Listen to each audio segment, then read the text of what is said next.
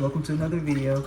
So this is going to be an interesting video, but it's also sad in a way because it has a story behind it. However, as a gay man, I don't feel like I was always treated different from how anyone else is supposed to be treated. However, as a man in general, I can understand what it's like being forced to like be masculine or anything like that. Like, I get it. Like, I've had parents that pick at me for little things, you know what I'm saying, and make it a huge deal, all because of my posture or something like that. So this video is about 5 things, 5 feminine traits I got in trouble for as a kid. And so we're gonna go back into the past with the family that I used to live with, and we're going to revisit the times where I used to feel the most insecure about my sexuality, everything like that. But not only that, I wasn't dating, I wasn't doing any of that. So I didn't really understand the motive behind teaching a boy how to act like a boy, but maybe it's to make them get a girl faster. I don't know what that's about, but I would just have rather not have these comments made about me, you know? And I would think anybody would. But, however, it still happened. So the first trait I did was, one day my parent was downstairs about to cut hair. He was about to cut my hair, he was cutting my cousin's hair, and he was about to cut my hair. So I was sitting outside the bathroom waiting to get my hair cut. And basically,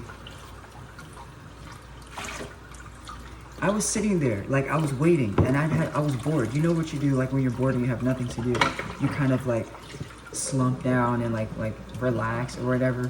So he turned around and caught me sitting like this, with my arms like basically up like this. So tell me why he turns around and has the audacity to say, "Oh, Romello, don't sit like that. Don't cross your arms like that. That's what girls do when they're covering their breasts." Mind you, the way he went about saying it was like I was supposed to know this. He said, "Do you know why you don't sit like that?" I was like, "No." He's like, "Because that's what women do when they're holding their breasts." I'm like, what? In my head, I'm like, okay, dude, you can't be serious. And I uncrossed my arms or whatever. But it's tiny things like that that mess with my confidence growing up, and still to this day. Well, no, I've been way more confident like since back then, but like living there, I feel like I couldn't do or say anything. So that was the first one. The second one was, I got what are we, 3 minutes in? The second one, okay, oh my gosh, this one tripped me out completely. But it was actually, what was it? It must have been like 2014 or 2015. I was caught watching Brokeback Mountain on Netflix, and it wasn't until the next morning they seen it on the, you know, this is before I knew about Netflix and everything like that. Like, I know people had Netflix for years and stuff, but I didn't get it until we got a Wii, a Nintendo Wii, and we actually downloaded Netflix, we downloaded, what else? We had YouTube on there and everything, right? You guys had a Wii before, right? So it has Netflix on there. So that was the first time I actually started watching Netflix.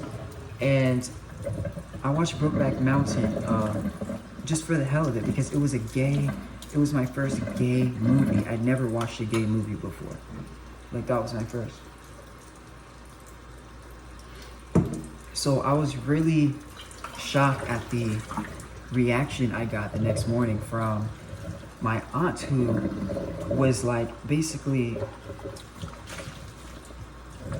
she was upset. She was going to the grocery store and she was like really already upset coming from upstairs. I guess she had just finished talking about it, but I was downstairs still from sleeping there overnight watching the movie. And mind you, that was the thing we used to do when we were kids. We would watch a movie and sleep downstairs, but it just stopped happening after a while. But basically, I ended up sleeping by myself downstairs on the couch, and I was watching that movie. So she comes downstairs and she's like already mad. And I'm looking at her face before she can even say good morning or before I could say anything. She's like, yeah, and like she said something like, people around here watching gay movies and stuff like that, and I was like confused because she had an attitude. She was really upset, and I'm like, why did you choose to take that out on me? Like, what does me watching a gay movie make you so upset? Like, I was genuinely confused. She didn't like directly ask me anything, but she showed me her attitude before she went out the door. She said, yeah, and why motherfuckers around here without their room clean, but yet they're downstairs watching gay movies and stuff like that. And I was like, what? She cannot be serious right now, because she was. But yeah, I was caught watching a gay movie, and you know, I think a lot of movies, like, I don't know like who hasn't seen a gay movie, like any straight guy who hasn't seen a gay role played in a movie. But back then in 2013, 14, there was not a lot of gay movies, believe it or not, on Netflix. And I just found out they had an LGBTQ list, in which I started watching, in which I found that movie. So I'm not gonna lie, I thought I was being a little bit sneaky, you know. I kind of like, I watched it in the middle of the night so no one else kind of knew or whatever. I wanted to get my own experience because it was the first gay movie I had ever watched.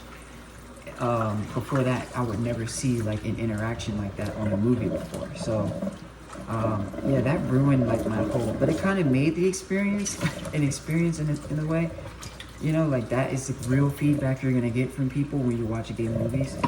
But it was disappointing because I had never wanted to be made to anger someone because of what I choose to watch. So that was like weird to me. So that was another feminine trait that I got in trouble for. Oh yeah, my uncle then asked me to come upstairs and ask me if I was gay after that. He literally was like, Romello, what were you watching last night? I was like, Brokeback Mountain, I think, something like that. And he was like, okay, are you gay? And I was like, no. And you could see the disappointment in his eyes. He asked me again. He was like, are you sure? And I was like, yes.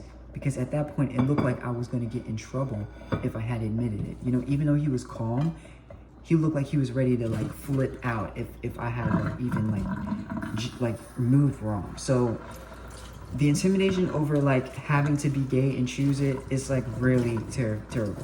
So a third one, what's a third one? I can think of it off the top of my head because so many of them that happened. What else had happened? My aunt told me when I was very young, I mean like I must have been 7. She told me to put bass in my voice. I thought that was pretty weird. You know, as a like 8-year-old. What else? And even my uncle checked her. He was like, babe, you don't tell him to do that. Like that's not cool.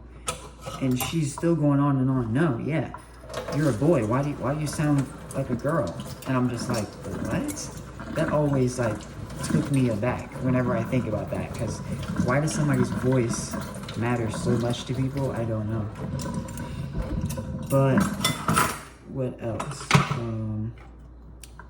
Oh my God. Okay, this is the last one, and it's so it's sad, but it's funny to think about. But just think about this, okay? I was in 4th grade. I was an artist. I was always a really good artist. I've always been a really good drawer to this day. Seriously, for Christmas, my family used to buy me art kits and everything, sketchbooks and everything like that. So as an experienced artist, I was always looked up to like in my school and everything. I was even in an art show. But in 4th grade, was it 2nd? Was it 3rd? Which I think it had to be 3rd grade. It had to be.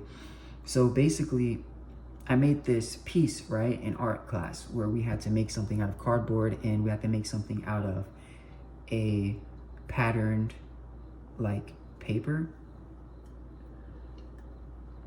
So the paper can be whatever, but it had to have a pattern on it. Whether it was zebra print, whether it was like reptile like print or whatever. I chose the cheetah print one. And I made it basically what it looked like a purse. It looked like a really cute bag, actually. It looked like it would go crazy if it was sold to this day. But not to just boost myself, I used cardboard paper, right? It was yellow cardboard paper for the sides and then for the back. but the front of it was complete like leopard print. I had like the cheetah print or whatever on top of the base color, and I was good. I was Gucci.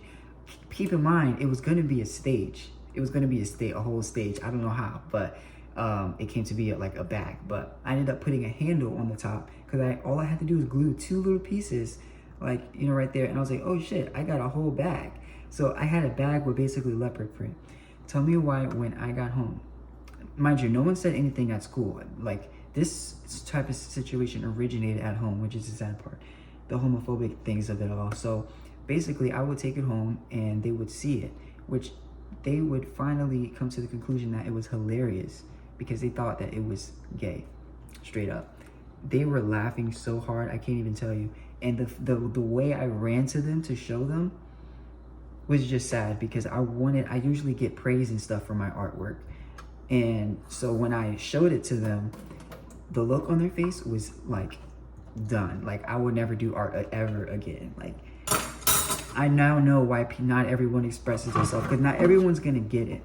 But the fact that they thought it was feminine was the hilarious part, because I think more guys are wearing cheetah print than I've ever seen these days. Like, what do you think? I don't know.